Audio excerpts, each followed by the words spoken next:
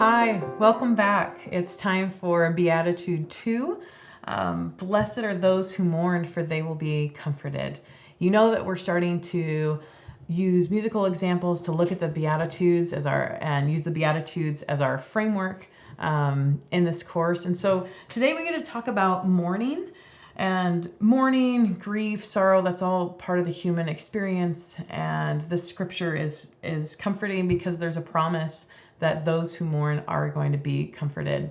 I grew up going and singing with my family at the homes of people that were going to pass away. And so I have a love for a ritual of music and beauty being with the dying. I think that can be really transformative and peaceful and helpful and a nice way to connect with God as people pass over. So I want to actually travel to Haiti and look at this through the lens of a Haitian mourning song.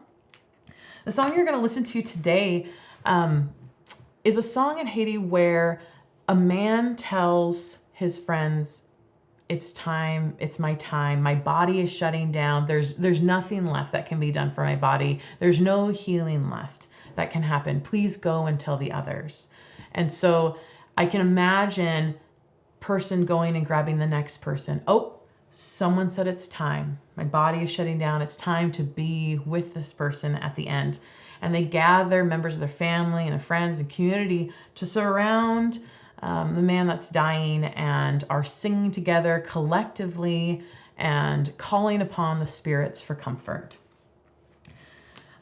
This arrangement is by Sten Kalman, who is actually from Sweden but lived in Haiti and has worked there on and off. And he's actually one of the only composers that is endorsed by Haiti to share their music. And so music that's normally passed down in an oral fashion, being able to sing it from one person to another and teach that way. Sten has written down some of the arrangements and has toured it around the world, sharing the music of Haiti. He was from Sweden, and when he went to Haiti, he said that he thought it had some of the richest music in the entire world, and so he's become an ambassador for Haiti and taking music so we could all hear it today. So the arrangement that you're going to hear is from Amon de Chanty Haiti album. And this is Freo is the name of the song. And so before you listen to it, I want to just talk about the musical elements that we're going to go through each week so you can be ready for what you're going to hear. Repetition. That's the biggest element right out of the gate, that this song is just built on layering and repetition, which repetition can be such a twofold way to express emotion. Right? Like it can roll in one direction, expressing the grief. Like I want to cry about it more. I want to say that we are in pain. This hurts. I want to sing it over and over. And in that repetition, out of it can come this cathartic comfort, especially with others, and especially with the trust that I'm calling out. Spirits are going to hear me, as in this song, or I'm calling out and I'm singing and calling upon God to be with me in this moment. The repetition can start to form its own arms, its own hug, if you will, its own lifting up.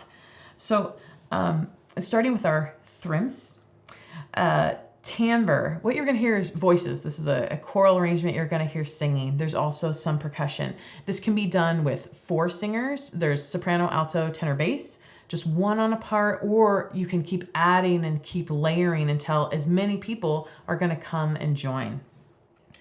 The language is Creole, and the harmony that you're going to hear is minor. So C minor. So for 2021 Western ears, that sounds really sad. That is a sad versus major sounding happy, typically.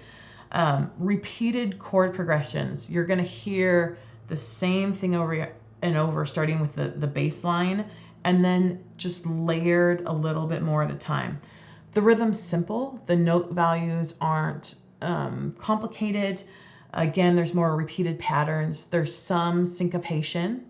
The tempo is slow and steady, and it stays constant throughout the entire piece.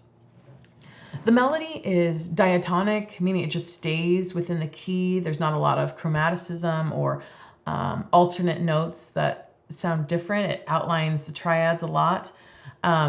It's singable, it's tuneful, it's easy to listen to and beautiful.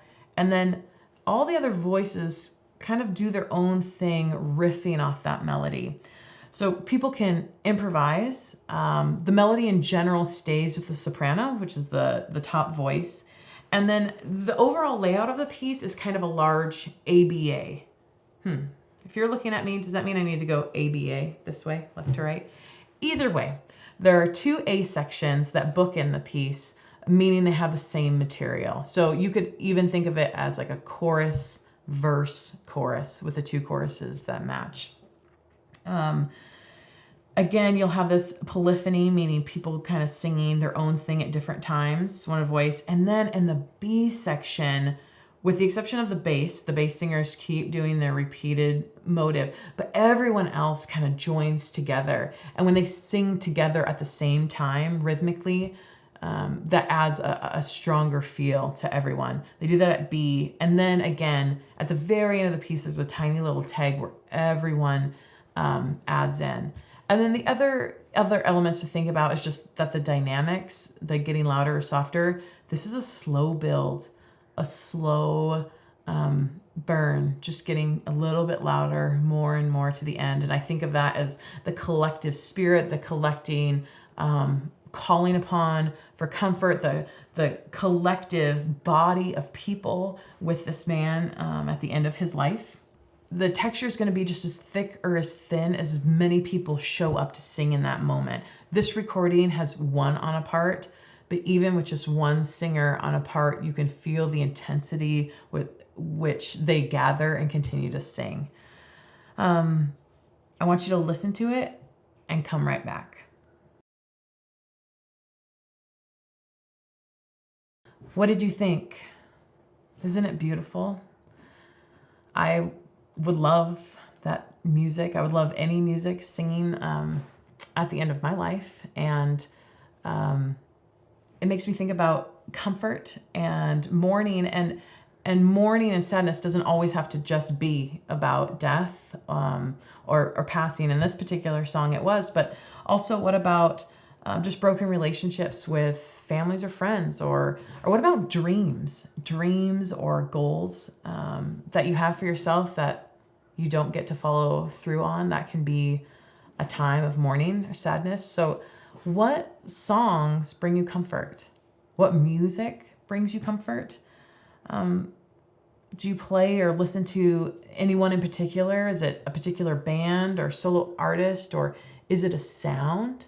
Or do you want to make music? Do you find comfort in making music with others, in worship, for fun, on the weekends, at church? Where do you find comfort in music? And also, where do you find comfort in other art forms? Are there other areas of art that comfort you? One last question. What can you do as an artist? What creative ways can you bring comfort to others? I challenge us to take our creative being and figure out how we can provide comfort to those that need it. I'll see you next time.